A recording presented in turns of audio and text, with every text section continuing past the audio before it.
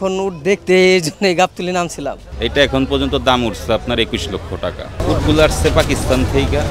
বাজার তো মোটামুটি আজকের ক্রেতা নামবে, আজকে না আগামীকাল ইনশাল্লাহ ক্রেতা নামবে। ওই সময় বেচা বিক্রি সবারই ভালো হবে। সবাই তো এই ব্যবসা করেন না, কিছু এগ্রো আছে তারাও আনে, কথা বুঝেন না।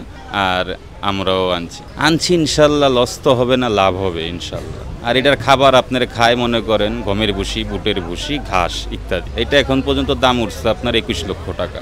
আমি চাই ক্রেতা আসুক, আরও কিছু বাড়ুক, সবাই একটু চাই, এখন হাতে সময় আছে এজন্য। উটগুলো আসছে পাকিস্তান থেকে, কথা বুঝছেন। উটের খাবার হইল গমের ভুসি, কুড়া, বুটের ভুসি, ঘাস ইত্যাদি।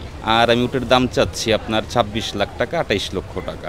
এই পর্যন্ত বহুত ক্রেতারা আসছে, আমার সাথে দাম দর হচ্ছে এবং 21 লক্ষ টাকা আমি এই পর্যন্ত দাম পাইছি। এখন উটের খরচ তো জিনিস রাখতে হলে জিনিসটা খাবার দাবার দিতে হবে, ওরও সুস্থ রাখতে হবে, খাওয়াইতে হবে। খাওয়াইলেই তো মানুষ সুস্থ থাকে, মানুষ বা যে কোনো জিনিসই। ওরে খাবার টাইম মতো আমরা খাওয়াচ্ছি, ইনশাল্লাহ সুস্থ। এখন উট দেখতে এই জন্য গাবতলী নামছিলাম। মোহাম্মদপুর টাকা দিয়ে গেছিলাম, ওখান থেকে এখন নামলাম। নাইমে করে এইটা দেখার জন্য। আর এই যে চায়না গরু বলছে যেটা